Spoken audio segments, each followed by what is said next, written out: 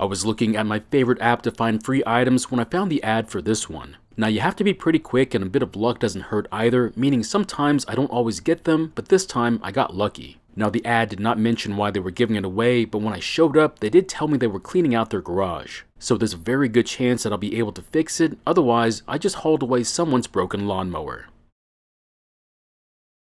In today's video, we're going to be looking at this Craftsman lawnmower, and the problem is that this mower has been sitting in a garage for a long time and now it won't start. Depending upon what kind of gasoline you put in your lawnmower, storing it for a long time is very risky. And on this particular engine with a plastic carb, it's even worse. Now, I'm going to try and repair this lawnmower, but yours might be different, so this might not work on yours. So if things are not working out for you, like in the video, please ask about it, and I'll be glad to answer your questions. After looking over this mower, it seems to be all there, meaning that it's not missing parts, which is always good news. The reason why is because I intend on selling this mower after I get it running, and replacing missing parts is going to cut into the profits. Next, I'm going to take pictures of all the stickers I can find because if I need to order parts for the engine or the mower, I'll have the information I need to get the right part.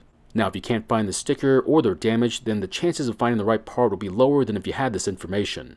Now, the fuel tank looks to be quite full, so hopefully they just put some in there and found out that it wouldn't start. Another bit of good news is that the color of the oil makes me think that it's brand new. And because of the new oil, it makes it really tough to read the dipstick, but it looks to be full. Since everything checks out, we might as well prime the engine and try starting it and see what it does and doesn't do.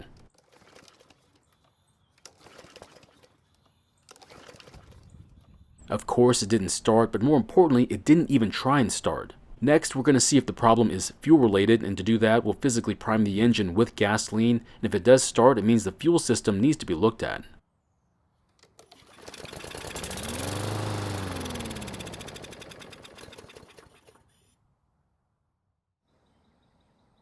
Now, since it started and ran for a couple of seconds, it either means the gasoline is not getting to the engine, or it is getting there, but there's something wrong with the gasoline that's in the fuel tank. To find out, I'm going to siphon out the fuel from the tank and inspect its condition. You never know, there might be some water in it. So here's what came out of the fuel tank, and it's not bad at all. It's not fresh from the gas station, but I guess it was at least a couple of months old. I also don't see any water in there, otherwise it'd be cloudy, or we'd see it at the bottom of the jar. Now, since the engine started with the fuel we put into the carb and the fuel in the tank looks good, I'm guessing the problem has to be with the carb. Now, before we take off the carb, I'm going to give this mower a quick spray and rinse. However, it's not necessary. But I will say that during the cleaning, it gives me a good idea about how the mower was used and even taken care of. Now, even before we start cleaning it, it's pretty obvious that this mower was not used all that much and in fantastic condition. The reason why this is important is because a good looking mower seems to be easier to sell, and the best part is that I'm able to ask good money for them. Now, this is my opinion, but it's also based on hard data from my sales. Of course, most consumers just want a mower that starts and runs and don't really care what it looks like. I wish that was true, but if I'm selling a fully serviced and working machine, I'm going to ask a fair price for all the work I've done. So if I'm asking that kind of price and I leave it the way that I found it, most would say I'm asking too much. However, most never say that when they come and try out the machine and realize that not only does it start and run, but it looks the part too. One of the last parts to clean is also the most important one, and that is to clean off the dirt and grass from the fins on the flywheel and around the cooling fins. But just like the rest of this machine, it's actually quite clean in here. If I had to guess by the amount of dirt and grass that wasn't on this mower, I'd say it was only sparingly used for a handful of seasons. Now, as much as I like a good pleated air filter, something has to be said for these foam ones. And that is, even though they need to be oiled to work well, if they're in good condition, you can clean them and then reuse them. Now, you can always try and blow out the dirt and grass from a pleated paper air filter, but you can't do much to them when you get oil on them. Just be careful if you try and clean a paper filter because they are extremely easy to damage. And the reason I know this is because I've tried and have been known to break through the paper element or even destroy the rubber holding it together. Just remember not to use too much air pressure from your air hose and try not to get any brake cleaner on the rubber holding it together. I will say this though, if the foam filter starts to come apart while you're cleaning it, I would just order a new one. They are not that expensive and should last you a couple of years if not more, so it's a good investment. I have been known to not install the air filter before, but it's mainly for stationary testing. Once I know the engine is good and the carb is not going to leak, I do replace the filters before selling them. I do want to address one question that I seem to get quite often, and that is, aren't I afraid to get the mower wet and damage it? The answer is yes and no. You have to be very careful where you spray the water, but if you let it dry off, it's not a big concern. so I don't have a problem spraying water directly into the recoil assembly, but I do try and get as much water out of it as possible. You can use compressed air, a leaf blower, or just let it dry in the sun for a long time. That's what I'm going to do with this one. I'll leave it alone in the sun for a couple of hours, if not a whole day, before I work on it. So next up is taking the carb off the engine for an inspection, but it's a lot easier if you take the tank off with it. Now, if you don't want to do that and only want to deal with the carb, then I disconnect the fuel line from the tank side, but you're going to realize why I don't like doing that. The fuel line is extremely short, and messing with it while it's still on the engine can put a lot of stress on the plastic parts. Now, before we take off the fuel bowl, I'm going to drain all the gasoline from it and collect the gasoline so we can inspect it. What we're looking for is contamination or water in the gasoline, which would explain why the engine wouldn't start. But as you can see, there's nothing in there that would keep it from starting. Yes, the gasoline has a bit of color to it, but it should still be usable. That only leaves us with the choice of the openings in the main fuel jet or the emulsion tube might be clogged and restricting fuel flow. After prying the fuel bowl loose, we can see if there are any particles in the bottom of the fuel bowl that didn't make it out, but I don't see anything. Now, if you do find particles of dirt in your fuel bowl, then you might need to clean out the fuel tank and the fuel line to get the particles out. We also need to check on the float to make sure that it's moving and sitting the way it should. Now, I am fairly certain that it is okay because if it wasn't, the carb would be leaking fuel. So what I'm pointing at is the main fuel jet, and this is where fuel needs to go through in order to get to the engine. You could just try to clear the opening now, but instead, I'm going to pry out the cartridge and clean the rest of the openings in the emulsion tube.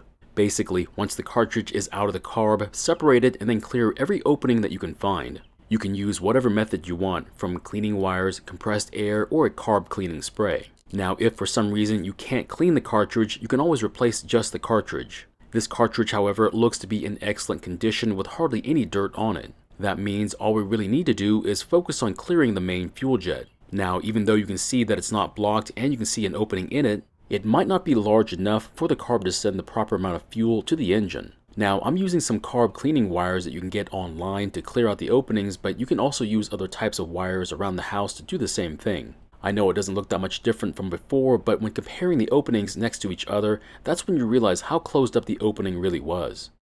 I do want you to realize something. My intent was not to enlarge the opening in the jet, only to get the opening back to where it's supposed to be. If you want to make the opening larger than it's supposed to be, then that's totally up to you. But if you do end up making it a little too large, and it's quite easy to do, you could do more harm than good. Too much fuel getting to the engine is just as bad as too little, and besides that, there are other ways to introduce more fuel without going this route. Once you put the fuel bowl back onto the carb and replace the screws, remember to inspect it and to make sure that it's not on there crooked, because if it is, then it might affect how the carb works or even cause a fuel leak. Also, be sure that the O-ring and its retainer is still sitting on the back side of the carb.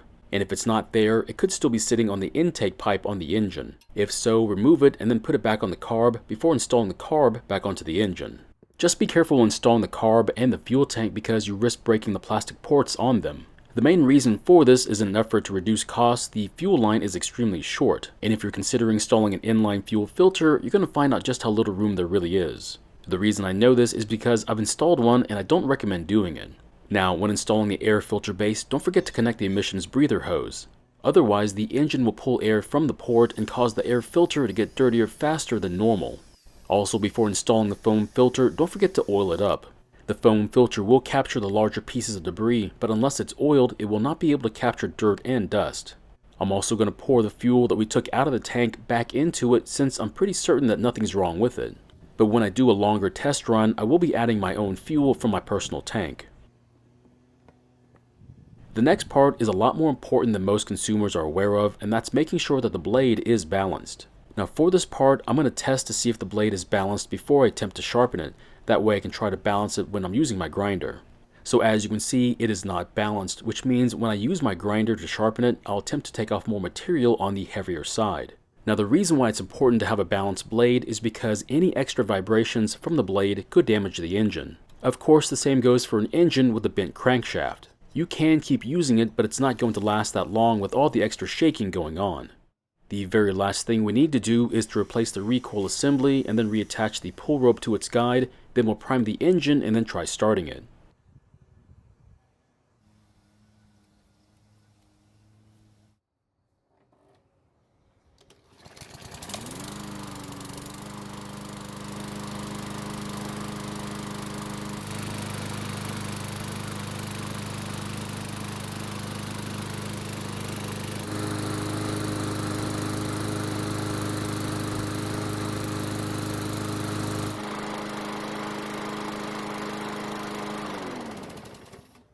So it's been running for about 5 minutes and it should be close to normal operating temperature. Let's see how it starts back up then.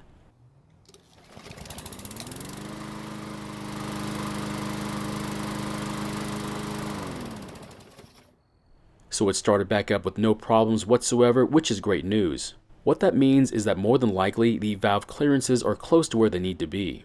Now if it was tough to start when hot, I would definitely need to check the clearances because they might be off. The same goes for if the engine was tough to start when it was cold.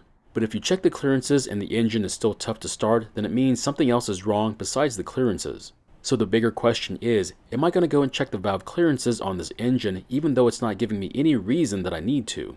My answer is I'm probably not going to check it, and let me tell you my reasoning and see if you agree with it. Now, even though the build date was 8 years ago, I do believe this engine has not been used for 8 seasons. And based on how clean it was and the lack of wear on it, I'd say it's only been used sparingly, and that's why the clearances are still in spec and don't require me to inspect them. Simply put, it doesn't have enough run time on the mower to cause the clearances to be off. So my question is, do you think my reasoning is sound for not wanting to check the clearances, or do you think I should check them anyway? There is no wrong answer to this one. I'm just curious as to what you think. Thank you for watching. I really do appreciate your time here. Please feel free to ask me any questions about this project or about your own projects, and I hope to see you in the next video.